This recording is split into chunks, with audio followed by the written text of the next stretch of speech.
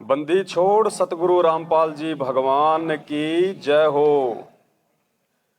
परमपिता परमात्मा, सारी सृष्टि के रचनहार, कुल मालिक, असंख्य ब्रह्मांडों के स्वामी, जगत गुरु, तीनों लोकों में प्रवेश करके सबका पालन पोषण करने वाले राजाधिराज, आत्माधार, नाथों के नाथ, देवों के देव महादेव, सर्वेश्वर, महेश्वर, मृत्युंजय, अजरो अमर, आदि अनादि, सनातनी प्रभु, जगत पिता जगदीश्वर, 1008 की उपाधि के वास्तविक अधिकारी, सवद स्वरूपी राम, अकाल मूर्ति, वासुदेव, सर्वगतम ब्रह्म, संत शिरोमणि सतगुरु रामपाल जी परमेश्वर जी के चरण कमल में हम सभी सत्सेवक भाई बहनों का अनंत कोटि दंडवत प्रणाम और आप सभी भाई बहनों को दास की तरफ से प्यार भरा सत साहेब। आज परमपिता परमेश्वर सतगुरु रामपाल जी भगवान की विशेष मेहर से, उनके आशीर्वाद से, उनकी रजा से उत्तर प्रदेश के बांदा में बहन अनीता दासी और भगत अशोक दास जी के यहाँ पे मेहर बख्शी है साध संगति की। दूर दराज से लगभग भारतवर्ष के सभी स्टेट से भगत भाई बहन आए हुए हैं। हालांकि सूचना सभी भाई बहनों को साध संगति की सार्वजनिक तौर पे नहीं दी जा रही है वर्तमान में किन्हीं कारणों से, लेकिन उसके बावजूद भी परमात्मा के बच्चे दूर दूर से काफी संख्या में आ ही जाते हैं। और आज ही के दिन और भी 2-3 जगह भारतवर्ष में साध संगतियां हो रही हैं। और अब तो सतगुरुदेव जी की विशेष मेहर है, महीने में 8-10 साध संगतियां परमात्मा के बच्चे मिलजुल के इकट्ठे हो के लगातार कर रहे हैं और भगत भाई बहन उमड़ उमड़ के साध संगतियों में आ रहे हैं, क्योंकि सभी परमात्मा प्रेमी जो भाई बहन हैं, जिनको परमात्मा चाहिए, भगवान चाहिए, जिनको इसी मानव जन्म को सफल करते हुए मोक्ष प्राप्त करना है, अब उन्होंने ज्ञान आधार से जान लिया, पहचान लिया। सतलोक आश्रम मैनेजमेंट हरियाणा की भी वो संगति कर चुके हैं। उनकी रहनी करनी, उनके कर्म कुकर्म, उनका व्यवहार, उनका चरित्र, उनकी बोलचाल, सतगुरुदेव जी के प्रति उनके क्या आभाव हैं, वे सतगुरुदेव जी को मानुष मानते हैं या परमात्मा मानते हैं, सब कुछ देख करके उसके बाद भाई बहन साध संगतियों की तरफ उमड़ उमड़ के आ रहे हैं। और जो प्यार प्रेम, जो आपस में भाईचारा और सतगुरुदेव जी को भगवान मानने वाली आत्माएं यहाँ उनको मिलती है, तो और ज्यादा परमात्मा के दया से उनकी आत्मा रिचार्ज होती है। तो दया पूज्य गुरुदेव भगवान की साध संगति शुरू करें, उससे पहले सतगुरुदेव भगवान की वंदना करते हैं। परमात्मा को हम प्रसन्न करेंगे, क्योंकि हम उस परमेश्वर के लिए यहाँ पे आए हैं, परमेश्वर की महिमा करने के लिए आए हैं। तो परमेश्वर से ही हम सर्वप्रथम वंदना करेंगे, विनती करेंगे, स्तुति करेंगे, फिर उनके आशीर्वाद से ही साध संगतियां सफल हुआ करती हैं। और परमेश्वर जी का विधान है कि जहां भी साध संगति होती है, परमेश्वर की महिमा होती है, उनकी चर्चा होती है। तो मालिक का एक विधान है कि जहां जन से महिमा सुनूं वहां मैं गवन करंत, वो तो नगर अमान है जहां मेरे प्यारे संत। ये वास्तविक राम है, परमात्मा है, आदि राम है। इसके भगत जहां भी इसकी महिमा करने के लिए इकट्ठे होते हैं, ये परमेश्वर किसी न किसी रूप में, प्रत्यक्ष, अप्रत्यक्ष या परोक्ष, सूक्ष्म, साक्षात, जैसे भी है, ये परमात्मा अपने बच्चों को आशीर्वाद देने के लिए जरूर आते हैं। ये परमात्मा का विधान है, ये झूठ नहीं हो सकता। क्योंकि वर्तमान की इस पिछली पीढ़ी में काल भगवान के इतने जबरदस्त प्रेशर के बावजूद, जहां हमारे खुद के भगत भाई बहन ही हमारे शत्रु बने हुए हैं, हमें परमात्मा की महिमा नहीं करने देते, बीच में पुलिस प्रशासन को डाल देते हैं अगर उनको खबर पहुंच जाती है तो।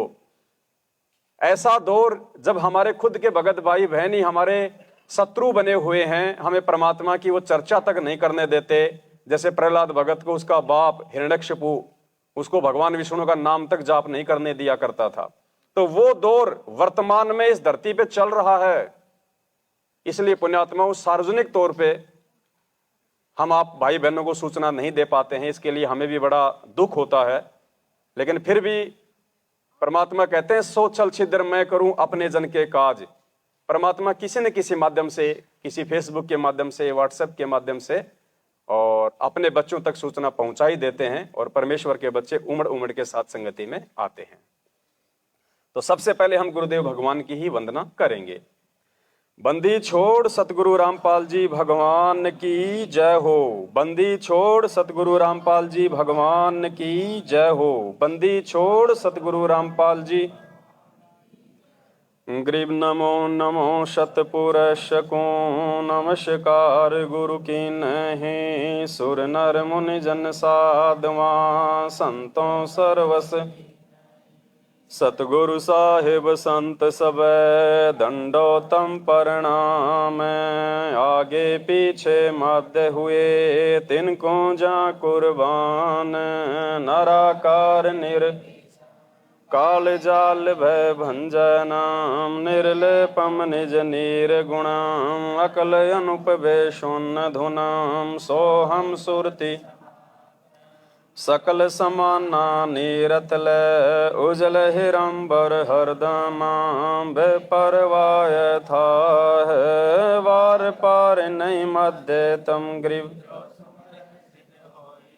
गणनायक गलताना करो अनुग्रह सोही। पारस पद परवाना आदि गणेश मनाऊं। गणनायक देवन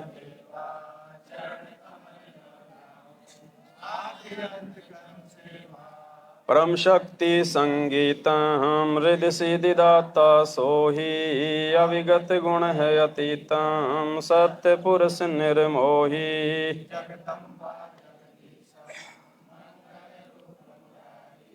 तन मन अर्पों सीसां। भक्ति मुक्ति भंडारी। सुर नर मुनि जन ध्यावें। ब्रह्मा विष्णु महेशा। पूजय आदि गणेशा। इंद्र कुबेर सरीखा।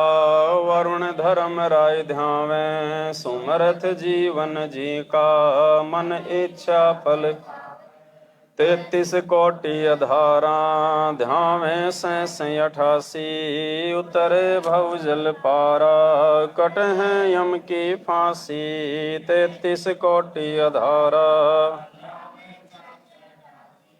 उतरे भव जल पारा। कट हैं यम की।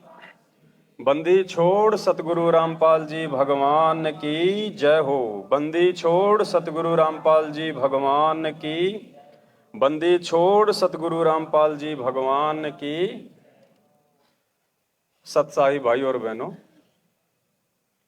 परमेश्वर की दया से आज उत्तर प्रदेश के बांदा में मालिक ने साथ संगति रखवाई है।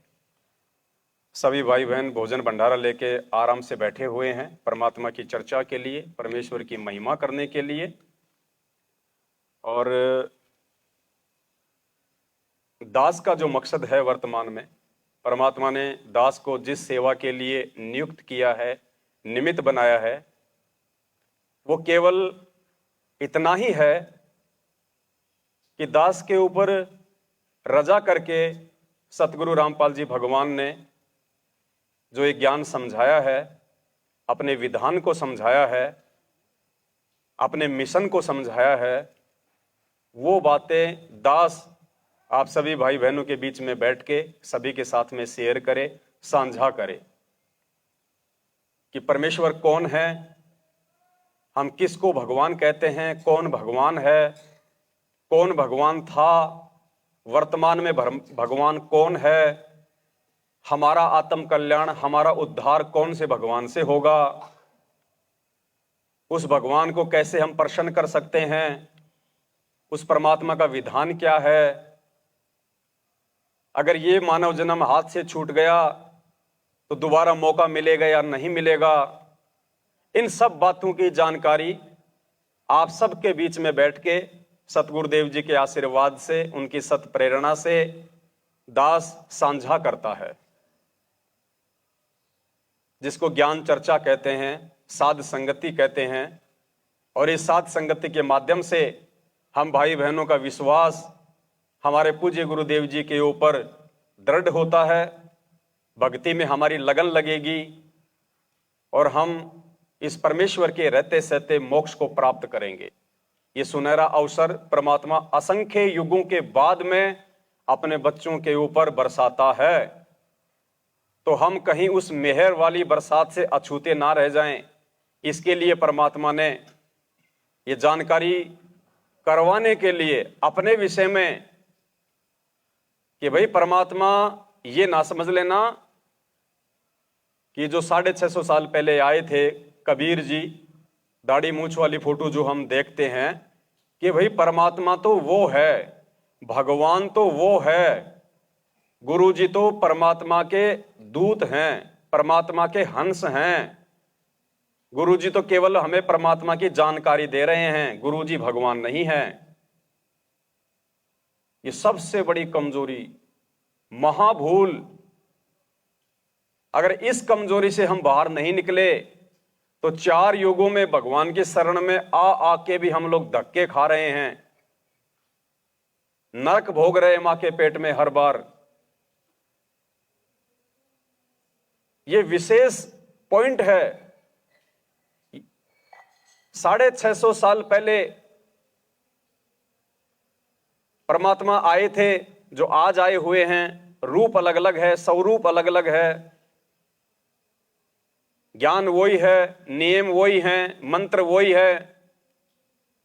ये सारी बातें परमात्मा हमें सतगुरु रूप में आके, जैसे आज आए हुए हैं हमारे पूज्य गुरुदेव जी के रूप में, ऐसे ही 650 साल पहले यही कबीर परमात्मा, जो वर्तमान में सतगुरु रामपाल जी भगवान के रूप में हैं, स्वरूप में हैं, 650 साल पहले वो दाढ़ी मूंछ वाले स्वरूप में आए थे। और उस समय दाढ़ी मूंछ रखने का एक रीजन और भी था,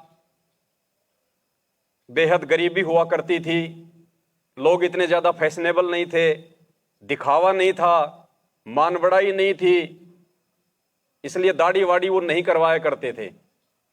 ये तो अब चल के 30-40 वर्षों में ये विज्ञान आ गई, ये बॉलीवुड आ गया, ये फिल्में आ गई, टीवी आ गए, तरह तरह की फेयर एंड लवली जैसी ये क्रीम आ गई, तो लोगों ने ये टीवी देख देख के, फिल्में देख देख के अपने आप को हीरो समझ लिया, और मान बढ़ाई, अहंकार, बहुत अच्छा दिखाई देना, सुंदर दिखाई देना, एक दूसरे से बढ़ चढ़ के अपने आप को साबित करना।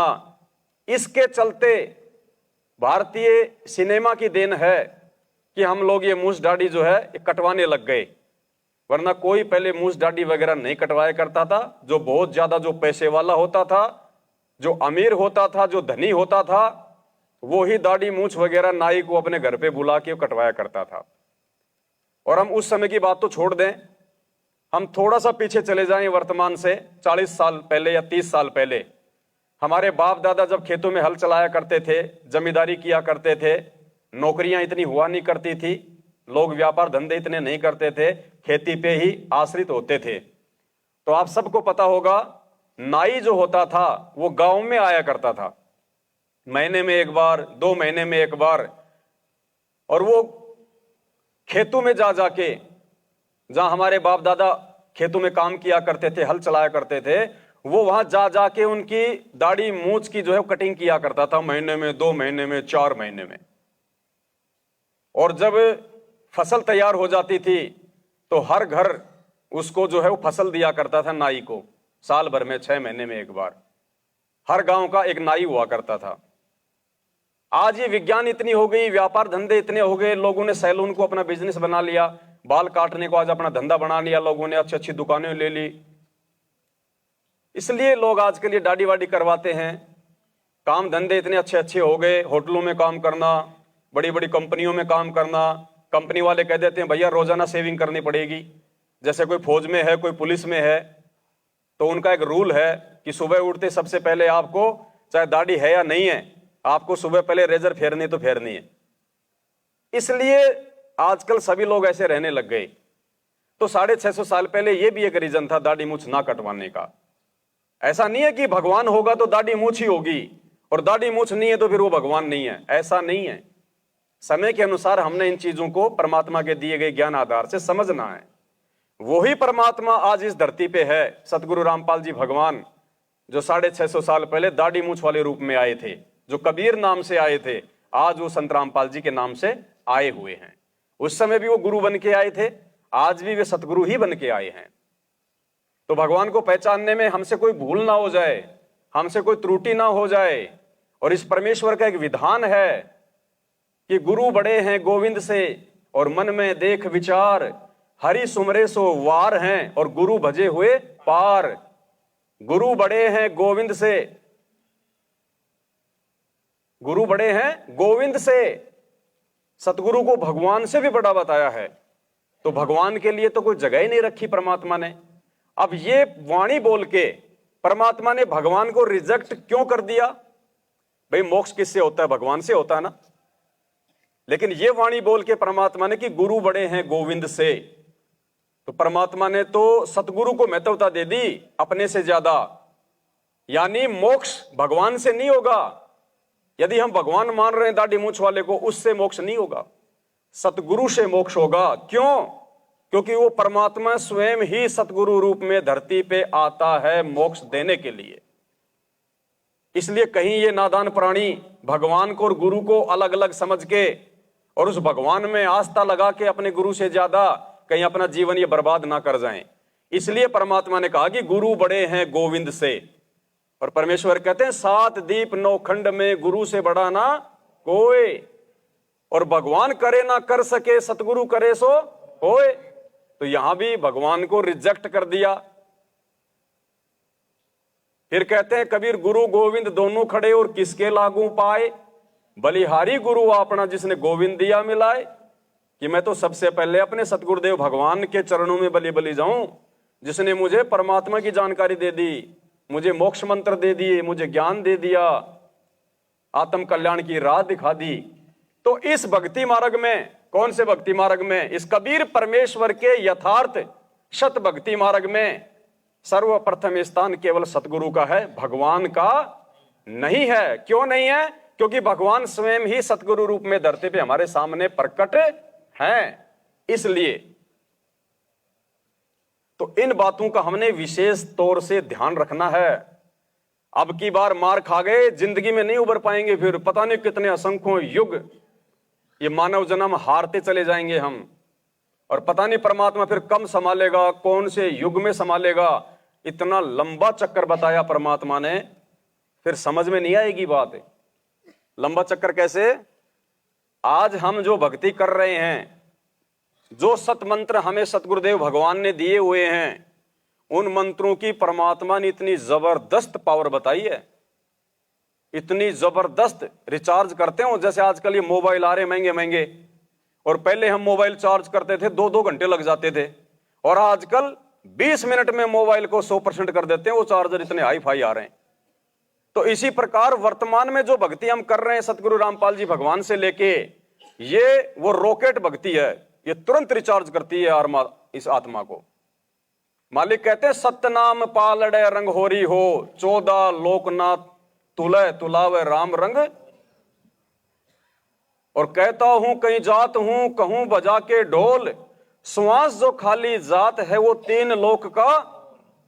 श्वास खाली जाने का मतलब, अगर बिना सतनाम के अगर तुम एक श्वास भी अपना यदि तुम बर्बाद करते हो, तो परमात्मा ने बताया सतनाम की इतनी कीमत है कि 3 लोक एक पालड़े में रख दो, और ये सतनाम का मंत्र जो हम एक बार जाप करते हैं, ये एक पालड़े में रख दो। कहते तो ना तुलय तुलावे राम रंग होरी हो, तो भी उस मंत्र का वजन ज्यादा बताया परमात्मा ने। अपने आत्मा को इतने जबरदस्त मंत्र अभी हमको सुनने में अच्छे लग रहे हैं, हमें इसकी महत्वता का वास्तव में नहीं पता अंदर से कि क्या इतने जबरदस्त मंत्र हैं। फिर मन में शंका उठ जाती है, अगर इतने जबरदस्त मंत्र हैं तो मेरे को तो 5 साल हो गए नाम लिए हुए, अभी तक कोई चमत्कार क्यों नहीं हुआ? मेरे कष्ट दूर क्यों नहीं हुए? मेरा जो रोग था, जिस रोग को माध्यम बना के मैंने गुरुजी से नाम लिया था कि मेरा रोग ठीक हो जाएगा, मैंने उम्मीद लगा रखी थी, मेरे रोग में कोई फायदा क्यों नहीं हुआ? मेरे घर में, मेरे धंधे में कोई बरकत क्यों नहीं हो रही विशेष? तो ये सोच उठेगी उस आत्मा को जो आत्मा ज्ञान को आधार नहीं बनाएगी, जो सत्संग नहीं सुनेगी ढंग से। परमात्मा ने बताया कि एक माचिस की एक तिल्ली है, और परमेश्वर अपनी वाणी में कहते हैं कि जब ही सतनाम हृदय धर्यो भयो पाप को नाश, जैसे चिंगारी अग्नि की पड़े पुराने घास। मालिक ने कहा कि वो जो माचिस की जो तिल्ली है ना, वो तो आग को जलाने का ही जो है वो काम करेगी, कैसे? एक साइड में तो 1 किलो घास रखी है और एक साइड में रखी है 20 टन, ढेर लग रहा है पूरा। तो माचिस ने तो दोनों को ही जलाना है। माचिस यानी वो सतनाम, वो मंत्र, वो पावर, वो तो बराबर काम करेगा। कौन से भगत पे? जिस भगत के पाप कर्म 1 किलो हैं यानी थोड़े हैं, और जिस भगत के पाप कर्म जन्म जन्मांतरों के ढेर लग रहा है। क्या हम क्या पढ़ते हैं भोग की आरती में? जुगन जुगन के पाप सब, जुगन जुगन के मैल, जानत हो जगदीश तुम, जोर किए बद फैल, गुरु जी थारे आगे साहेब थारे। जुगन जुगन के पाप सब और जुगन जुगन के मैल। क्या हुआ भगत जी माइक को? सत साहिब बीच बीच में क्या हो रहा है इसके? नहीं ये तो सही है।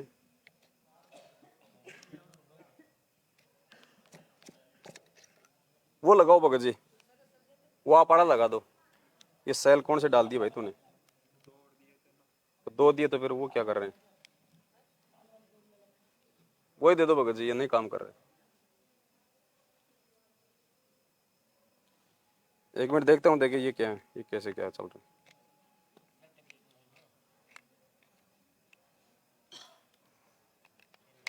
वो भी ले आओ, भरोसा नहीं है कोई भगत जी। सही काम होता है ना उसमें आपत्ति आती है। ना ना सेल तो थे इसमें। बस भगत जी रख दो साइड में। तो परमेश्वर ने बताया जुगन जुगन के पाप सब, जुगन जुगन के मैल, और जानत हो जगदीश तुम, जोर किए बद फैल। अरे हमारे पाप कर्मों का भी तो ढेर लगा हुआ है। भगवान तो अपने आप में परिपूर्ण है, कोई कमी नहीं है। भगवान वही है जो ये सतयुग में आए थे, त्रेता में आए थे, द्वापर में आए थे, 650 साल पहले आए थे, गरीबदास जी के रूप में आए थे।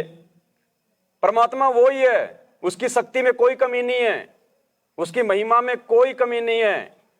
कमी हमारे अंदर है, ज्ञान की, सोच की, और दूसरा हमारे पाप कर्मों की जो है भरपूरता।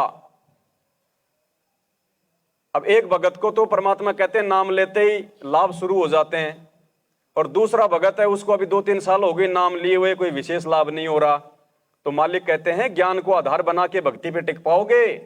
जिस भगत को नाम लेते ही लाभ शुरू हो रहे हैं, उस भगत के पाप कर्म 1 किलो ही हैं, थोड़े से ही हैं। उसने पिछले जन्मों में परमात्मा की शिक्षा और ज्ञान को जल्दी ग्रहण कर लिया, इसलिए उसने शराब, बीड़ी, मांस, गुटखा, झूठ, चोरी, जारी, अनुपासना उसने त्याग दी थी। और ये सब त्यागने के बाद में जब हम गुरु की भक्ति करते हैं तो खाली हमारे पुण्य बनते हैं। और एक भगत ऐसा है, उसने पिछले जन्म में परमात्मा की शरण ली नहीं, नया नया आया है, काल भगवान ने संचित पाप कर्म उसके सिर पे रखे हुए ढेर लग रहा है। क्या पता कितने जन्म लगातार काल ने उसको कसाई बना रखा था, लाखों बेजुबान जानवरों की उसने गर्दन काट रखी है, उसका ढेर लग रहा है पाप कर्मों का। तो गुरु जी का जो सतनाम जो मंत्र है, जो माचिस की जो तिल्ली है, वो तो बराबर काम करेगी। अगर 1 किलो के लगाओगे तो वहां भी वो काम करेगी, वो जलाने का। 1 टन वालों के लगाओगे उसको भी जलाने का काम करेगी। लेकिन भाई 1 टन घास को जलने में टाइम लगेगा। वो घास परमात्मा ने इकट्ठी नहीं करी, वो पाप कर्म परमात्मा ने तुम्हारे सर पे जबरदस्ती नहीं डाले, वो अपने खुद के जो है वो कर्मों के हैं। तो इस प्रकार से हमने ज्ञान को आधार बना के चलना पड़ेगा। जल्दबाजी में या किसी के कहने से हमने भगवान में दोष नहीं देखना, अपने गुरुदेव में दोष नहीं देखना। परमात्मा का मंत्र तो बराबर काम कर रहा है, जो उसकी सामर्थ्यता है, उसकी तो इतनी पावर है। लेकिन हमारे पाप कर्म भाई ज्यादा हैं, इसलिए हमने उन पाप कर्मों को मिटाने के लिए थोड़ा सा धैर्य, थोड़ी शांति, थोड़ा संतोष, परमात्मा पे विश्वास, सत्संग ज्यादा से ज्यादा सुने, ज्ञान को आधार बनाएं, तब जाके हम भक्ति मार्ग पे टिक पाएंगे। तो कहने का मतलब है अंत में हमने इस परमेश्वर के ज्ञान को आधार बनाना ही पड़ेगा अगर भक्ति मार्ग पे सफल होना है तो। अन्यथा भैया ये इतनी जबरदस्त भक्ति है, अगर साल में, 2 साल में, 6 महीने में अगर कोई इस भक्ति को छोड़ भी देगा ना, अपनी गलती से, अज्ञानता से, लोक लाज में आके, शर्मा शर्मे में आके, दबाव में आके, जैसे भी, तो परमात्मा कहते हैं लाखों वर्षों तक, लाखों युग काल भगवान तुम्हारे को पहले तो ऊपर के लोकों में राजा बना के रखेगा। क्योंकि जब तक तुम्हारे वो पुण्य समाप्त नहीं होंगे तब तक तुम इस पृथ्वी पे नहीं भेजेगा काल। वहां पूरी कमाई वहां खाएगा तुम्हारी, और जब वहां से खाली हो जाओगे फिर नीचे पटकेगा धरती पे। फिर थोड़े बहुत जो पुण्य होंगे उनकी बदौलत यहां का चक्रवर्ती राजा बना देगा, महाराजा बना देगा, बहुत बड़ा कोई सेठ बना देगा।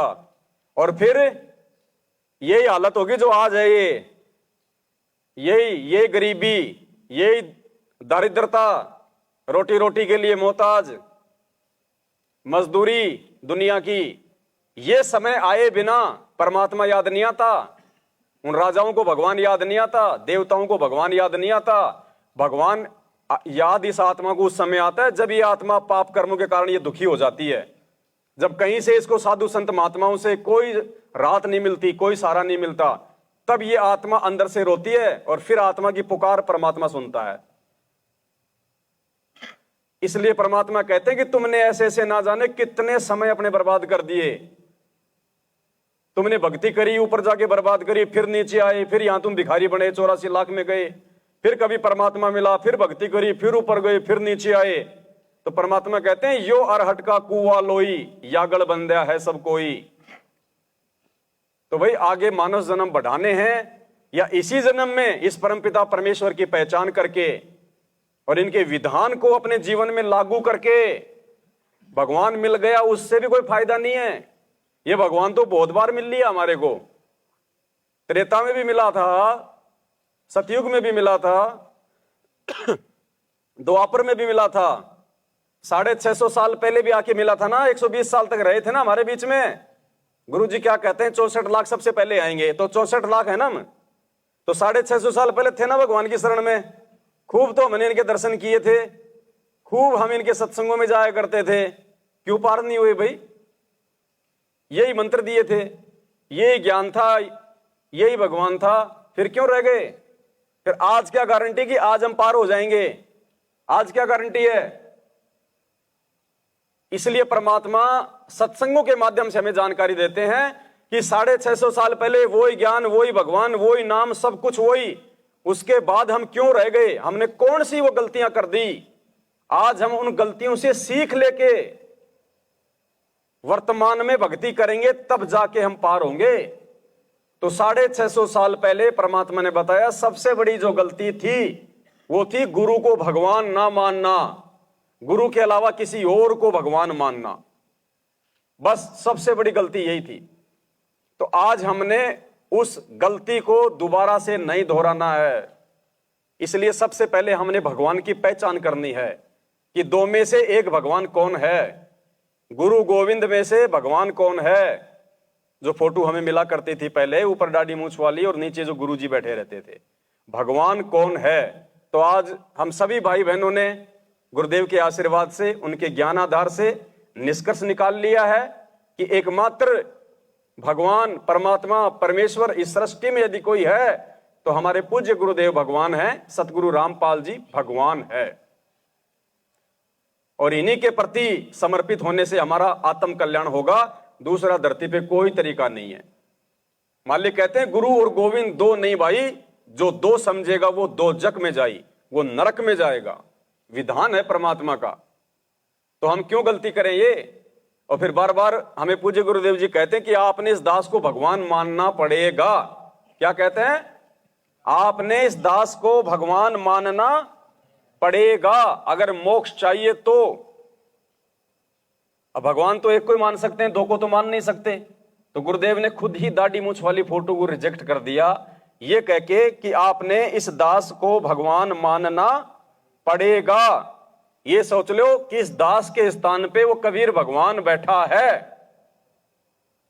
अब गुरुजी कह रहे हैं ये सोच लो कि इस रामपाल दास के स्थान पे कबीर भगवान बैठा है, तो उस कबीर के लिए तो कोई जगह ही नहीं बची, दाढ़ी मूंछ वाले के लिए तो।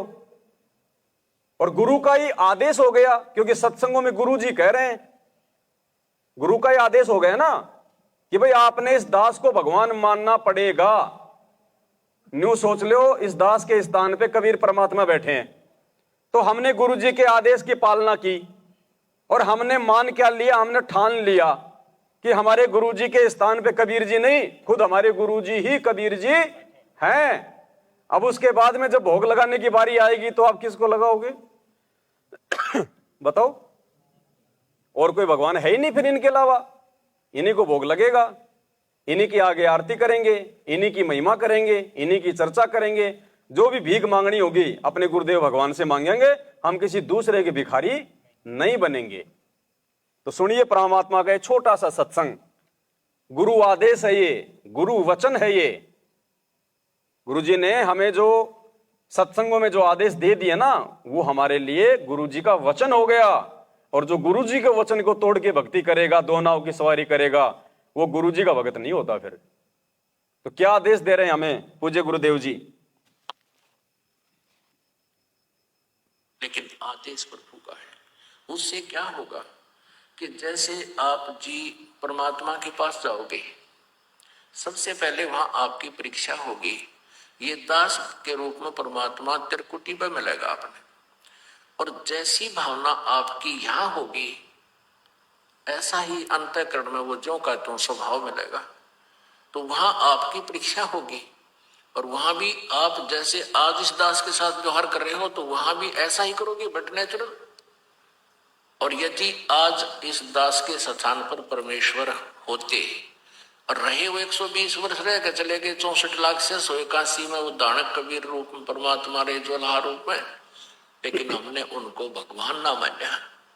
बहुत से हमारे काम भी ठीक हुए, मुर्दे जीवित करे परमात्मा ने, लेकिन हमने उस मालिक को भगवान नहीं माना। यदि हम उनको प्रभु मान लेते तो यह समस्या उस दिन हल हो जाती। हमने उनको भगवान नहीं माना, जिस कारण से आज तक हम उलझ रहे हैं। और इसलिए परमात्मा कह रहे हैं कि गुरु जो मेरा संत होगा, मेरा भेजा हुआ, उसके प्रति भी मेरे जैसा व्यवहार रखियो। ये समझ लेना, हम नो मान लो कि इस दास के स्थान पर कबीर साहब बैठे हैं, और यहाँ भगवान आ जाए जिसके लिए हम भटक रहे, रो रहे, तड़फ रहे हैं, जिन्होंने राज त्याग दिए, घर त्याग दिए उसके पाने के लिए, और आज वो सामने हो तो आपका कैसा व्यवहार हो, ये आपने सोचना है। जिसकी गुरु जी कह रहे हैं अब ये आपने सोचना है, जिसकी जैसी बुद्धि होगी वैसा ही फिर वो व्यवहार करेगा। तो स्पष्ट कर दिया परमात्मा ने। तो भाइयों और बहनों, कहने का मतलब है हमने अब धोखा नहीं खाना है, और परमेश्वर ने हमें भक्ति की जो विधि बताई है, कुछ तो हमें नियम दे दिए परमात्मा ने, लिख के दे दिए फार्मों पे, कुछ परमात्मा ने सत्संगों के माध्यम से, कथाओं के माध्यम से हमें जानकारी दे दी। तो अब हमने यदि भगत बनना है तो परमात्मा के तमाम प्रत्येक नियमों को, उनके वचनों को अपने जीवन में उतारना पड़ेगा, तब हम भक्ति मार्ग पे भगत कहलाएंगे।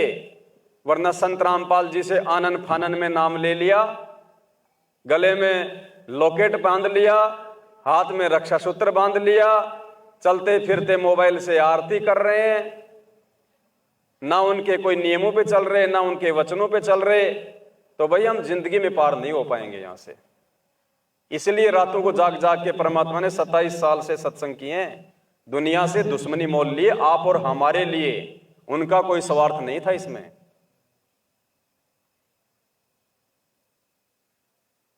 तो परमात्मा ने काफी कुछ चीजें संगत में परमात्मा के विधान अनुसार, जैसे सुबह उठते ही सबसे पहले परमात्मा ने हमें आदेशित किया हुआ है, कबीर सागर के सरलार्थ में भी लिखा हुआ है कि सुबह उठते ही एक भगत ने सबसे पहले मंगलाचरण, और उसके बाद में जो 8 वाणियां हैं, समर्थ साहिब रत्न उजागर, सत्य पुरुष मेरे सुख के सागर, जूनी संकट मेट गुसाई, चरण कमल की मैं बलि जाही, भाव भक्ति दीजो परवाना, साधु संगति पूर्ण पद ज्ञाना, जन्म कर्म मेटो दुख दुंदा, सुख सागर में आनंद कंदा, निर्मल नूर जहूर जुहारम, चंद्र गता देखो दीदारम, तुम हो बंकापुर के वासी, सतगुरु काटो यम की फांसी।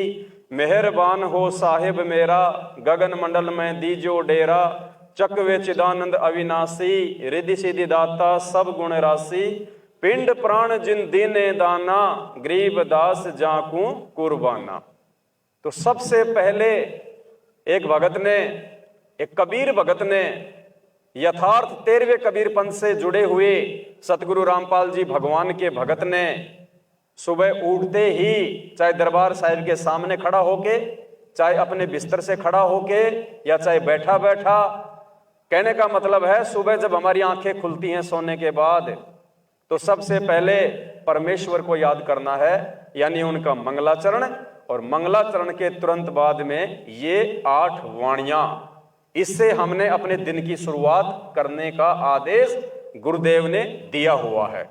काफी भगत भाई बहनों को दास ने वो फोटोकॉपी के साथ में 8 वाणियां दे दी हैं, लेमिनेशन करके यहां भी लेके आए हैं। साथ संगति के बाद में सभी भाई बहनों को दी जाएगी। तो ये खाली यहां से आप ले गए, घर पे जाके आपने उसको दरबार में रख दिया, उससे बात नहीं बनेगी, दोषी हो जाएंगे परमात्मा के। अब ये फाइनल है विधान परमात्मा का। अब की बार गुरुदेव ने तो जितना समझाना था उतना बरवाला कांड से पहले समझा दिया, और उसके बाद चुपचाप जेल जाके बैठ गए कि सब के सब लकीर के फकीर हैं, कोई ध्यान नहीं दे रहा गुरु वचन पे। दुखी होके परमात्मा जेल जाके बैठ गया।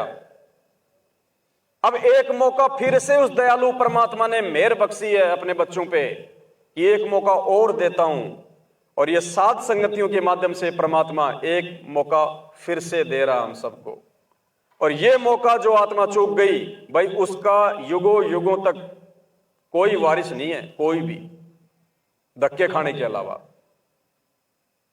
उसके बाद सभी भाई बहनों तक मंत्र कार्ड पहुंचा दिए गए हैं। जिन जिन को मंत्र कार्ड मिल गए हैं, नए वाले मंत्र कार्ड यथार्थ 13वें कबीर पंथ के, जिसमें पूज्य गुरुदेव जी की फोटो है प्रथम मंत्र में और लास्ट के मंत्र में। जिनको नहीं मिले हैं, सात संगति के बाद उन भाई बहनों को भी मंत्र कार्ड मिल जाएंगे। और उसके बाद एक ये और है कार्ड, जिसमें अनदेव की आरती लिखी हुई है। खाना खाने से पहले की छोटी आरती और खाना खाने के बाद की बड़ी आरती, दोनों अनदेव की आरती इस कार्ड में लिखी हुई हैं। यह परमात्मा का सत्संग रूपी आदेश है, उनका वचन है कि खाना खाने से पहले और खाना खाने के बाद अनदेव की आरती जरूर करनी है, चाहे मन ही मन में कर लो, चाहे बोल के कर लो। अनदेव की आरती संध्या आरती के बाद में जो भक्ति बोध हमें मिलती है तीनों समय की आरती के लिए, इसमें जो संध्या आरती है, संध्या आरती के बाद में अनदेव की छोटी आरती है और बड़ी आरती है। आप चाहो तो इसमें देख के भी दोनों समय की आरतियां कर सकते हो, लेकिन बहुत सारे भगत भाई बहन इस पुस्तक को सदा अपने पास नहीं रख पाते हैं, नहीं कर पाते हैं। इसलिए परमात्मा ने हम सभी पे मेहर बख्श के ये मंत्र कार्ड के जैसा एक आरती का छोटा सा एक कार्ड बनवा दिया। अरे हम दुनिया भर के बैंक के card, ATM card, debit card, प्रधानमंत्री योजना के कार्ड, पेंशन के card, I card, Aadhaar card, license रखते हैं ना, ये परमात्मा का कार्ड है, ये अंतिम समय तक काम आएगा। ये 2 कार्ड रखना और शुरू कर दो अपने साथ अपने पर्स में, एक मंत्र कार्ड और एक ये आरती का कार्ड। ये 2 कार्ड और जोड़ लो, ये जिंदगी का सबसे बड़ा आधार कार्ड है ये दोनों। हाँ, यही तो आधार है जिंदगी के, 33 कोटि आधारा, ये आधार हैं। असली आधार ये हैं जो हमें मोक्ष दिलाएंगे। तो ये 2 कार्ड और रखना शुरू कर दो भाई। जहां तुम सरकार के 3-4 कार्ड रखते हो, तो अब ये सच्ची सरकार के सतगुरुदेव भगवान के 2 कार्ड और रखना शुरू कर दो अपने पर्स में, सदा अपने पास में, अपनी पॉकेट में, अपने बैग में। चाहे रिश्तेदारी में जाओ, चाहे ऑफिस में जाओ, कहीं भी जाओ, जहां भी हम खाना खाते हैं, उसके बाद में परमात्मा के आदेश अनुसार हमने अनदेव की छोटी आरती खाना खाने से पहले और अन्नदेव की बड़ी आरती खाना खाने के बाद। जैसे रिश्तेदारी में या कहीं इमरजेंसी में, मार्केट में या अपने घर पे खाना खाया, घर पे हैं तो चलो कोई दिक्कत नहीं, आराम से कर लो, चाहे खाना खाने के 5 मिनट बाद कर लो, 10 मिनट बाद कर लो, कोई दिक्कत नहीं। बाहर हैं, खाना वाना खा के हाथ धो के कर लो, खाना खाते ही कर लो, कोई दिक्कत नहीं, बैठे बैठे कर लो, खड़े होके कर लो, तुरंत अपना आधार कार्ड अपना जेब से निकालो और अन्नदेव की छोटी आरती करनी है। पहले गरीब सुख देना दुख मेटना, ताजा राखे तन, सुर तेते सो खुश किए, नमस्कार तो है अन्न, अंजल साहेब रूप है, सुदिया तृष्णा जाए, चारों युग परवान है, आत्म भोग लगाए, जो अपने सो और के एक पीड़ पिछाण, भूखियां भोजन देत हैं, पहुंचेंगे परवान, अन्न देव तू अलख दयालम, तेरे पलड़े तुलय न लालम, अन्न देव तू जगमग ज्योति, तेरे पलड़े तुलय न मोती, वैरागर किस काम न आवे, अन्न देव तू सब मन भावे, वैरागर है पत्थर भारी, अन्न देव तू आप मुरारी, खुदिया तृष्णा मेटे पीड़ा, तेरे पलड़े तुलय न हीरा, दास गरीब ये अन्न की महिमा, 3 लोक में जाकर रहमा। ये छोटी आरती है, ऐसे ही इसमें बड़ी आरती लिखी हुई है।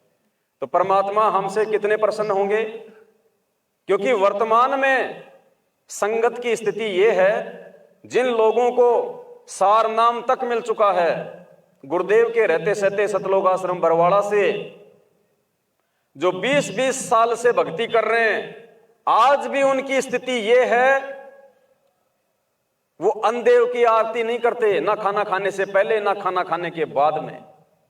कहां से उनकी भक्ति क्रिया सफल हो जाएंगी। तो पुण्यात्माओं, परमपिता परमेश्वर सतगुरु रामपाल जी भगवान ने हम चंद पुण्यात्माओं पे विशेष मेहर बख्शी है। साथ संगति के माध्यम से एक बार पुनः हम भक्तों तक अपने संविधान की जानकारी पहुंचा रहे हैं।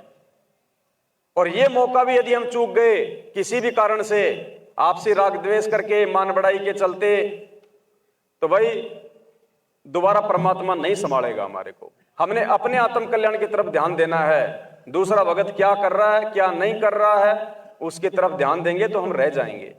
साथ संगति में आवें तो परमात्मा की वाणियों का, ज्ञान चर्चा का लाभ उठाएं। फालतू की बातें करने से हम बचें, राग द्वेष ईर्ष्या की बातें करने से हम बचें। बाकी पूरा महीना पड़ा रहता है और क्या करते हैं हम, भक्ति कौन कितनी करता है सबको पता है। तो अब हमने सुधार की तरफ आगे बढ़ना पड़ेगा, नहीं तो कोई मतलब नहीं हमारा मैनेजमेंट से ये अलग होने का, अलग होके रातों को जागने का, फिर कोई फायदा नहीं होगा। तो ये सभी भाई बहनों को दे दिया गया है। और अगर किसी को और भी चाहिए, मान लीजिए आपके परिवार में 3 भगत हैं, तो आप उनके लिए सुबह लेके जाइए। 2 चाहिए, 3 चाहिए, फालतू नहीं लेना बिल्कुल भी। इनका कोई पैसा नहीं लिया जाएगा आपसे। भक्ति बोध भी रखी हैं, कोई पैसा नहीं लिया जाएगा। गुरुदेव के शब्दों की जो ये PDF है, पुस्तक है, ये भी आपको दे दी गई है, इसका भी कोई पैसा नहीं है। मंत्र कार्ड का भी कोई पैसा नहीं है। जो मंत्र कार्ड उन आश्रमों में 10-10 रुपए में मिलता है, कोई पैसा नहीं लिया जा रहा भाई बहनों से। इसका मतलब ये नहीं कि आप फालतू में ले जाओ, फालतू में कोई चीज नहीं लेके जानी, फ्री में नहीं छपते भाई। हमने सेवा के पैसों का सदुपयोग करना है, बर्बाद नहीं करना, दिखावा नहीं करना। वहां जाके दरबार में रख दिए, आदमी एक है, मंत्र कार्ड रख दिए 3, क्या फायदा उस चीज का। तो जितनी आवश्यकता है उतना लेके जाना, ताकि सभी भाई बहनों के हिस्से में आ जाएं।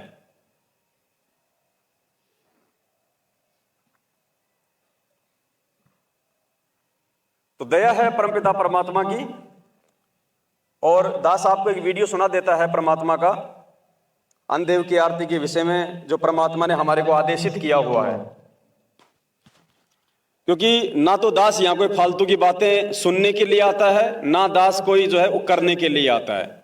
हमारा जो समय है वो परमात्मा की महिमा में बीते, और जो भी बातें हम यहाँ कहें वो ज्ञान आधार से हों, परमात्मा के सत्संगों से वो प्रमाणित हों, ताकि आपके भी आत्म स्वीकार करे और हम सब भाई बहनों के जो है समझने और समझाने के फायदे मिले। इस प्रकार बंदी छोड़ने इसमें रहस्य छुपा रखा है कि इसको समझने की कोशिश करें। तो यहां लिखा है कि रोटी कृष्ण देव को पाई 86 की खुदा मिटाई। अब यह इतनी बड़ी कथा एक चौपाई में बंदी छोड़ना भर दी। अब आपने ज्ञान हुआ, जब भी इस वाणी को सुनोगे, पढ़ोगे इस आरती को, जब वो पूरी कथा घूम जाएगी, तो पूरी कथा का आप समझिए कि इस एक आरती को गा देने से ये इतनी कथा आपने कर दी उस घर में जिसमें आप रोटी खा खाते हो। ये इतनी कथा आपने कर दी, इन कथाओं का फल उनको मिलेगा, आपकी करनी में तो कोई कमी नहीं होगी। आपने इन कथाओं के बदले एक टूक खा लिया उनका। बाकी भजन सुमरण आप कर रहे हो, आपका कति नहीं बिगड़ा, जो का तो बना रहेगा। कितना गजब बंदी छोड़ने रहस्य डाला है कि इस कलयुग में बच सकते हो तो न्यों बच सकते हो। तो यहां कहते हैं अब जित संत किसे कहते हैं? जो संत वही है, चाहे बच्चा है चाहे बड्डा है। संत वही है जो इन क्रियाओं को अपनाकर ठीक ढंग से नियम से चले, वो संत है। और इन भक्तों को जो ये आरती करते हैं, खाना खाकर आरती जरूर करनी चाहिए, चाहे मन मन में कर दिए चाहे बोल कर कर लिए। आपके ऊपर कोई उस घर में जिसमें आप खाना खाते हो, कोई आपके ऊपर उसका ऋण नहीं चढ़ेगा। और इसके कर देने से उनको उन कथाओं का लाभ पूरा मिलेगा। देख कितने ढंग से बंदी छोड़ की कृपा हमारे ऊपर हुई इसको घोर कलयुग में। एक कथा को करण की खातिर 30 दिन लगाया करते पंडित जी।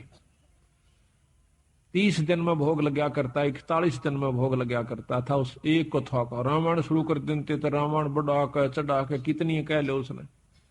और ये बंदी छोड़ 15 कथा एक ही अन्नदेव की आरती में उस घर में रोज में दो कर देते हैं। 3 बार खाना खाते, 3 बार ही करते हैं। तो यहां लिखा है कि तंदुल विपर को दिए देख रची सुदामा पुरी अलेख। अन्नदेव की आरती के विषय में परमात्मा ने सत्संग में हम सभी भाई बहनों को आदेशित किया हुआ है। अब हम उस आदेश की कितनी पालना करेंगे कितनी नहीं करेंगे, ये भाई हम सब के अपने विवेक और ज्ञान आधार के ऊपर है। परमात्मा अलग से बैठा के किसी भगत को कभी कोई कोचिंग नहीं देगा, किसी भगत को नहीं समझाएगा। परमात्मा के सभी बच्चे उनके लिए एक समान है, वो समदृष्टि है, सबके प्रति समान दृष्टि है उसकी। लेकिन जो विवेकी आत्मा होगी, जो अधिकारी आत्मा होगी, वो अपने गुरुजी के वचनों पे अमल करेगी। और हम नहीं समझ पा रहे थे गुरुजी के वचनों को, क्योंकि हम समझेंगे तभी तो अमल करेंगे। तो समझ नहीं रहे थे, इसके लिए परमात्मा ने सात संगतियों की मेहर बख्श दी ताकि हम समझें जो नहीं समझ पा रहे थे, ताकि हम परमेश्वर को दुखी करने का कोई मौका ना दें। जिन बातों से गुरु दुख पावे तिन बातों को दूर बहावे। तो ये परमात्मा का आदेश आप जी को सुना दिया गया है, सत्संग रूपी आदेश। अब करना ना करना भाई आप भक्तों के अपने विवेक पे है, कोई दबाव नहीं है, किसी पे कोई जोर जबरदस्ती नहीं है। जिसके समझ में आए वो करे। सत्साई भगत जी। सर साहब। क्या नाम है आपका? हमारा नाम सिरोदास है। कहाँ से आए आप? हम उत्तर प्रदेश के वाराणसी जिले से आए हैं। अच्छा, नाम दीक्षा संत रामपाल जी भगवान से आपने कब ली? नाम दीक्षा मैंने तो 2019 में 19 अप्रैल को लिया था। अच्छा, तो नाम दीक्षा लेने के बाद में अब आप सात संगति से आप जुड़े हुए हैं। हाँ। तो सात संगति की जानकारी आपको किस माध्यम से प्राप्त हुई? पहले तो मैं परमात्मा का सत्संग ही देखता था, तो उस बीच में आपका वीडियो आता था, तो उसमें बताया जाता था कि जो नामदान केंद्र है ये सब फर्जी हैं। तो नामदान केंद्र पर हम गए, वहाँ पर उनसे बात किया कि ये नामदान केंद्र फर्जी है। वो बोले कि कौन कहता है? मैं बोला पवन भगत जी हैं, उनका वीडियो आता है तो उसमें वो बताते हैं। अब मैं सत्संग में सुना कि परमात्मा बता रहे हैं कि इस दास के अलावा इस 21 ब्रह्मांड में इस नाम देने का कोई अधिकारी नहीं है। तो अगर जो इस दास से नाम लेकर के अगर फर्जी दुकानें खोलकर अगर देना शुरू कर देगा तो अपना भी नाश करेगा, 2-4-10 को और नाश करेगा। तो हम तो गुरुजी का सत्संग भी सुने हैं, अब गुरुजी सत्संग में अपने ऐसे बताते हैं। तो उन्होंने बताया कि नहीं ऐसी कोई बात नहीं है, आप अभी नए जुड़े हैं, आपको पूरी जानकारी नहीं है। और वास्तव में नया जुड़ा था, उतना हमको ज्ञान नहीं था। तो उन्होंने बताया कि अब से जब जाएंगे आप तो वो वीडियो मत देखना। मगर आपकी वीडियो इतनी अच्छी लगती थी कि बार बार उसी को देखने की इच्छा होती थी कि कुछ नया मिलेगा, कुछ नया मिलेगा।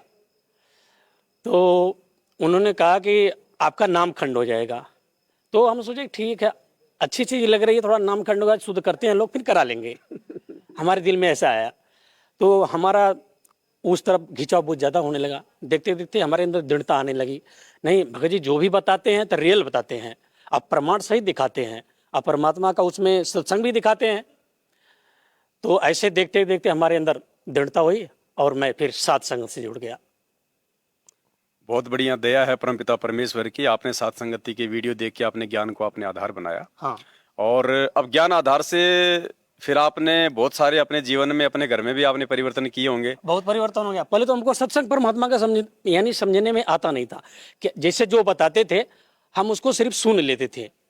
अब जैसे परमात्मा कहते हैं कि कहें कबीर सोई जन मेरा, नीर खीर का करे निवेरा, तो हम नीर खीर का निवेरा नहीं कर सकते थे। उस सत्संग में परमात्मा क्या बता रहे हैं, क्या उस सत्संग के माध्यम से समझाना चाहते हैं, हम नहीं उसको समझ सकते थे। मगर आप जो वीडियो बना बना कर कहाँ से छोटा छोटा क्लिप डालते थे, उससे इतना मन को दृढ़ता मिलती थी कि धीरे धीरे सत्संग कान से परमात्मा का बहुत अच्छा समझने, यानी हम लोग समझने लगे। फिर अपने भाई बहनों को और दोस्तों को जो समझाने लायक है उनको हम बताना शुरू कर दिए।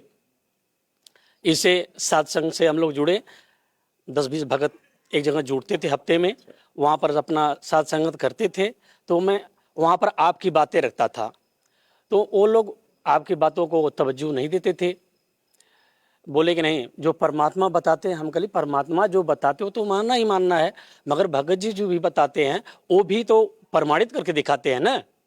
मगर फिर ऐसा था कि जैसे वहाँ अपने घर पर वो सत्संग करते थे, तो वो घर पर सत्संग करते थे, तो वहाँ पर वो अपने हिसाब से कुछ चलाना चाहते थे, तो हमको अच्छा नहीं लगा। हम कहीं परमात्मा जो हमको नाम परमात्मा दिए हैं, सत्संग परमात्मा सुनाते हैं, सतलोक परमात्मा ले जाएंगे, तो हमको परमात्मा की बातों को मानना है। अगर हम भगत को देखकर चलेंगे और वो उनका ज्ञान और हमारे परमात्मा के ज्ञान से मेल नहीं खा रहा है तो हम मार खा जाएंगे। इसलिए हम वहाँ से हट गए। अपने भाई जितने 4-5 भाई लोग हैं उनसे हम इसका डिस्कस किया कि देखो ऐसा ऐसा सत्संग में परमात्मा बताते हैं और ये भगत जी पवन भगत जी बता रहे हैं, तो अगर हम उनके माध्यम से नहीं चलेंगे तो हम मार खा जाएंगे। तो वो लोग भी साथ में हमारे वहाँ से हट गया। फिर ऐसे ही आपस में बैठ कर 10-20 जैसे 4-5 भगत हैं, 10-15 हो जाते हैं, तो डिस्कस कर लेते हैं। फिर कई सत्संग होता है, ये आपका सत्संग होता है, वहाँ पर हम लोग जा करके अपना परमात्मा का ज्ञान चर्चा करते हैं और परमात्मा की जो महिमा उगाते हैं। तो अब आपने अपने घर पे जो दरबार लगा रखा है परमात्मा का, तो उस दरबार में आपने कौन सी फोटो लगा रखी है? वो परमात्मा की अपनी फोटो लगाए हैं। कौन से परमात्मा की? अरे बंदी छोड़ सदगुरु रामपाल जी भगवान की फोटो लगाए हैं हम लोग। क्योंकि संगत में तो 2 परमात्मा हैं। पहले तो हम वही लगाए थे ना, पहले तो हम उसी को मानते थे, क्योंकि परमात्मा किसको? कबीर परमात्मा को, दाढ़ी मूछ वाली फोटो को। पहले तो परमात्मा ने सत्संग में बताया कि जो हम तो परमात्मा के भेजे हुए प्रतिनिधि हैं, वो परमात्मा ए है, तो थोड़ा दिमाग यानी उतना पकड़ नहीं करता था। मगर जब आपकी वीडियो आने लगी, उसमें आप क्लिप छोटा छोटा दिखाना शुरू कर दिए, तो उसके माध्यम से हम लोगों की बहुत दृढ़ता हुई। अब तो परमात्मा कोई सत्संग बताते हैं तो उस सत्संग को बहुत गौर से सुनते हैं, परमात्मा क्या बताते हैं, उसका रीजन क्या होगा, उसका सार क्या है। अब हम लोगों को सार भी समझने में आता है। मतलब सात संगति से जुड़ने के बाद बहुत, में बहुत।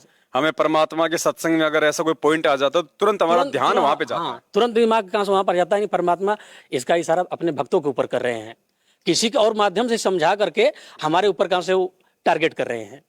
अब पहले तो बिल्कुल नहीं समझ में आता था। तो अब अपने गुरुदेव भगवान को हलवे राम का भोग लगाते हैं? बिल्कुल लगाता हूँ, हफ्ते में एक बार, हर शनिवार को, हर रविवार को लगाता हूँ। और परमात्मा का 8 तारीख को प्रकट हुए हैं तो हर 8 तारीख को लगाता हूँ। अच्छा, वो दाढ़ी मूछ वाली काल्पनिक जो फोटो है जो कबीर जी की मानी जाती है, उस फोटो के आगे भोग ना लगा के और आप संत रामपाल जी भगवान के फोटो के आगे भोग आप क्यों लगाते? अब आप इतना जानकारी कहाँ से सत्संग के माध्यम से दिए हैं। अब परमात्मा भी बताते हैं, कोई परमात्मा एक ज्ञान देने के लिए स्वयं आता है, क्योंकि एक ज्ञान उस परमात्मा के अलावा 21 ब्रह्मांड में कोई दे नहीं सकता है, क्योंकि काल देने नहीं देगा। हमारा मोक्ष जब भी होगा तो बंदी छोड़ सदगुरु रामपाल भगवान से ही हो सकता है, क्योंकि गुरुजी ने सत्संग में बताया है कि जो वर्तमान में गुरु होता है प्रेजेंट में, वही उसी से कहाँ से मोक्ष हो सकता है। और उन्होंने सत्संग में बताया, जैसे कोई हलवाई है, परमात्मा तो अपने ऊपर लेकर बताया कि जैसे आज दास यहाँ पर भंडारा कर रहा है, अब भंडारा करने के बाद यहाँ से अपना दंड का मंडल लेकर चला जाए। अब यहाँ पर हम हलवा पूड़ी मिठाई सब खिलवा रहे हैं। अब चले, मैं चाहे यहाँ से चला गया तो उसके बाद यहाँ तो कुछ मिलेगा नहीं। अब कोई आएगा तो सिर्फ रामपाल की भट्टी देखेगा, बकिया कुछ यहाँ पर मिलेगा नहीं। तो अगर वो हलवा खाना है, वो प्रसाद खाना है, तो प्रेजेंट में अगर वो हलवाई है तभी खिला सकता है। तो प्रेजेंट में अपना परमात्मा है तो हमको हलवा वो खिला सकता है। अब फिर ना थोड़ा सा हम लोगों को अंदर से परमात्मा प्रेरणा करता है। जैसे हमें अंदर ये आता है, जैसे कि हमारा यूपी का जो मुख्यमंत्री योगी आदित्यनाथ हैं, तो वर्तमान में है तो हमको लाभ दे सकते हैं, हट जाएंगे तो नहीं देंगे। तो वर्तमान में तो हमारे परमात्मा जो लाभ दे रहे हैं। अब हम इससे पहले वाले अखिलेश थे, क्या हमको कुछ लाभ दे सकते हैं? नहीं दे सकते हैं। बस सीधी सी बात है। दया परमपिता परमेश्वर की आपने साथ संगति से जुड़ के और ज्ञान को आधार बना के बहुत सारे जीवन में आपने ऐसे ऐसे वो डिसीजन लिए हैं, फैसले लिए हैं जो कि वर्तमान समय में बहुत ही ज्यादा जरूरी है भक्ति मार्ग पे आगे बढ़ने के लिए। तो अब अपने भाइयों को हम लोग समझाते भी हैं कि देखो साध संगत ही एक मोक्ष का जरिया है, बकिया कुछ नहीं। क्योंकि परमात्मा साध संगत के माध्यम से हमको हंस बनाना चाहते हैं और जो मेजरमेंट में जा रहे हैं उसको कंस बनाना चाहते हैं। क्योंकि उनके साथ जो जुड़ रहा है तो वो लठ लेकर चलते मारने के लिए पीछे वो भी जा रहे हैं, तो वो तो कंस वाला ही काम न कर रहे हैं। मगर हमारे तो साथ संगत से जितने भी हैं, परमात्मा हमारा दुखी न हो। हम तो यही चाहेंगे ना, इससे हमारा बच्चा गलती करता है, अगर कोई गलत काम करेगा हमको तकलीफ होता है, तो ऐसे हमको एहसास होता है कि अगर हम गलती करेंगे तो मेरा परमात्मा रूठेगा, उसको तकलीफ होगी। तो फिर उन आश्रमों में जो कभी बीजेपी को वोट डलवाए जाते हैं, कभी कांग्रेस को वोट डलवाए जाते हैं, रक्तदान है, देह दान है, आजकल तो राजनेताओं को भी काफी संख्या में वो धर्म भंडारों के नाम पे आश्रमों में जो है वो बुलाने लग गए हैं ताकि उनके आश्रम आसानी से चले, कोई प्रशासन में कोई दिक्कत ना हो अपने स्वार्थ के लिए। तो ये सारी बातें तो मर्यादा तोड़ने वाली बातें हैं, क्योंकि संत रामपाल जी ने तो 28 वर्षों में कभी भी राजनीति को महत्व नहीं दिया, कभी भी किसी राजनीतिक पार्टी को वोट डालने का आदेश नहीं दिया, कभी भी उन्होंने इस प्रकार से राजनेताओं को इन्विटेशन कार्ड दे के भंडारे के नाम पे उन्होंने कभी नहीं बुलाया इस प्रकार से। तो इन सब के बारे में आप भगत समाज को आप क्या संदेशा देंगे? आप परमात्मा तो उदाहरण दे देकर, इतना उदाहरण, एक पॉइंट को समझाने के लिए परमात्मा ने 10 उदाहरण देते हैं। उन्होंने बताया कि भक्त को खिलाने से हमको लाभ होता है। उन्होंने उठाकर कान से गाय भैंस का हमको प्रमाण दिया कि जैसे भैंस है, गाय दूध देने वाली है, अगर उसको हम चारा खिलाएंगे तो उसको हमको लाभ देगी। जो दूध नहीं देती उसको खिलाने का क्या मतलब है? हमको लाभ नहीं मिलेगा। क्योंकि अगर भगत भाई को खिलाएंगे उसका हमको रीजन तत्काल मिलेगा, क्योंकि भक्तों के पास में तो भक्ति है ना, भक्ति धन है, और उनके पास क्या है। तो ये जो भी लोग वहां पर करते हैं राजनेताओं को बुला करके, वो बिल्कुल गलत होता है ना। अब इसको तो भगत को सोचना चाहिए ना कि हमारा बाप क्या बता रहा है और ये मूर्ख क्या बता रहे हैं। ये तो भक्तों को सोचना चाहिए ना, मगर वही लकड़ी के फकीर बनकर चल रहे हैं। तो अभी एक शंका समाधान की जो पुस्तक आई है जिसमें लगभग 150 से ऊपर शंकाओं का समाधान है, आपने भी पुस्तक मंगवाई है? बिल्कुल मंगाई। मैं फोन करके आपसे बात किया और हमारा नंबर लिए, फिर हमको वो किताबें मिल गई। तो बाकी जो भोला भगत समाज है बेचारा, जो सतलोक आश्रम मैनेजमेंट हरियाणा के दबाव में है, उनको डरा रखा है, धमका रखा है कि सात संगत के वीडियो देखोगे नामखंड हो जाएगा, तुम्हें गुरुद्रोही कर दिया जाएगा। तो उन भाई बहनों के अंदर जो डर बैठा हुआ इस परमात्मा से जुड़ने के बाद भी, भगवान के संपर्क में आने के बाद में भी, जो सच्चाई को देखने से बेचारे मतलब जो है मतलब डर रहे हैं, वो मतलब हिचक रहे हैं, तो उन भाई बहनों के लिए आप क्या कहेंगे? हम क्या बताएं भगत जी, अगर जो परमात्मा के हंस हैं उनको तो कुछ पिछला संस्कार उनके साथ है वो तो समझ जाते हैं, मगर कुछ गलत संगत में पढ़ करके वो भ्रमित हो रहे हैं। परमात्मा तो बताते हैं, जैसे मेजरमेंट वही काम करता। परमात्मा की एक वाणी है कि अपना मन मूड़ा नहीं, चेला मूड़ा ढेर, गुरु भय गड़ेरिया सब चेला भय फेल, गली गली गुरुआ पुकारे हमसे मंत्र ले, और गली गली गुरुआ पुकारे हमसे मंत्र ले। और उसके बाद में बताते हैं ऐसे कोई बाड़ी है, तो यानी कि धोती न गोछा गया फाड़े में, चिलवा गया चूल्हा भाड़े में। तो वो अपना क्या करते हैं, चोली धोती और जो सीधा पिसान का मतलब है, वो रीजन जो पाठ का पैसा लेते हैं, ज्योति का पैसा लेते हैं, वो तो भक्त से ले लेते हैं। उसके बाद में उस चीज़, चाहे उसका अकाल मृत्यु हो, चाहे वो उसकी भक्ति न चले, उससे उनका कोई मतलब नहीं है, उनको सिर्फ पैसे से मतलब। मैनेजमेंट के पास में ज्योति पाठ का किसी भी तरह से पैसा आना चाहिए। हाँ। उसके बाद भगत चाहे भाड़ में जाए चाहे अकाल मौत मरे, उनको कोई लेना देना नहीं उससे है। कोई मतलब वो नहीं खाली पीला पर्चा निकाल देंगे कि वो सतलोक चला गया। हाँ, सतलोक चला, मगर सतलोक हम कैसे जा सकते हैं? वो तो परमात्मा ने विधि बताई है ना, तो परमात्मा के बताए हुए मार्ग पर हम अगर चलेंगे तब तो सतलोक जाएंगे ना। परमात्मा तो कहते हैं मेरे भगत को तो धर्मराज अकाल मौत मार ही नहीं मार ही सकता। नहीं सकता। जम जोरा जहां से डरे मिटे कर्म के लेख, अदली असल कबीर है कुल के सतगुरु एक। हाँ हाँ हाँ, परमात्मा की वाणी में बताया कि पीना चाहे प्रेम रस और रखना चाहे म्यान और रखना चाहे मान, एक म्यान में दो तलवार भाई देखी सुनी नहीं कान। तो अब एक म्यान में तो कान से दो तलवार हो ही नहीं सकती है। तो अब परमात्मा को खुश रखना है तो अपने परमात्मा को ही रखना पड़ेगा। एक म्यान में दो तलवार तो नहीं आएंगी, या तो भगवान दाढ़ी मूछ वाले को मान लो या फिर संत रामपाल जी को मान लो, एक ही भगवान मानना पड़ेगा। हाँ, एक ही कान से भगवान हो सकता है, मगर थोड़ा परमात्मा तो कोई ऐसा कोई ज्ञान नहीं है जो परमात्मा बताया न हो। अगर सत्संगों को गौर से सुना जाए तो सारी चीजें सत्संगों में फेंक रखा है, मगर उसको पकड़ने के कान से जो बुद्धि है वो भक्तों के ऊपर होनी चाहिए, और वो सात संगति के अभाव में आ नहीं सकती। हाँ, वो जितनी भी कान से हमको ज्ञान हम लोगों को मिल रहा है, जितना भी परमात्मा की कृपा हो रही है वो सात संगत से हो रही है।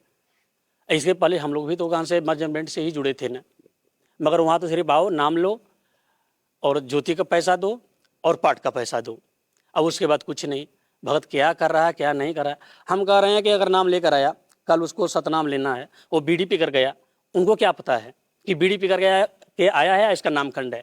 बिल्कुल, अगर तो परमात्मा को मालूम है ना। अगर संत रामपाल जी भगवान से नाम दीक्षा लेने जाएगा, सतनाम लेने जाएगा, तो वे तो अंतर्यामी है। वो तो बिल्कुल अंतर्यामी वो तो है। बोल देंगे बेटा तेरी तो मर्यादा खंडित है, तू तो हाँ। बीड़ी पी के आया बीड़ी पी है। कर आया अब एक भगत को क्या पता कि ये सतनाम लेने आया है, ये कोई मर्यादा तोड़ के आया है या फिर ये क्या करके आया है। भगत जी, जब परमात्मा ने सत्संग में बता दिया कि इस दास के अलावा किस ब्रह्मा ने कोई नाम देने का अधिकार ही नहीं है, तो इनको तो भी सोचना चाहिए ना कि हम नाम किससे लेकर लेने जा रहे हैं। इनकी बुद्धि तो काल के वश है ना। वही बात ना, तो इनको भी तो उस पर थोड़ा गौर करना चाहिए कि हमारे भगत भाई सात संगत से जुड़े हैं, कुछ बातें बताते तो सुनने में क्या जाता है। परमात्मा दिखाते हैं ना कि असली और नकली नोटों का दोनों को अगर साथ में दिखाया जाएगा तो उससे मालूम होता है कौन असली है कौन नकली है। तो दोनों ज्ञान को सुनो ना, उससे कंप्रोमाइज करो कि कौन सा सही ज्ञान है कौन गलत ज्ञान है। मगर इतना भी नहीं कर रहे हैं, बस कौन की वीडियो देख लेगा तो नामखंड हो जाएगा, कौन की वीडियो देख ले। अरे परमात्मा भी अनेकों का कहां से ज्ञान सुनाते हैं। तो आपको क्या लगता है कि सात संगति की वीडियो देखने के बाद आपका नाम खंड हुआ या फिर और ज्यादा दृढ़ हो गया। इतना परमात्मा की दया है कि क्या बताऊं।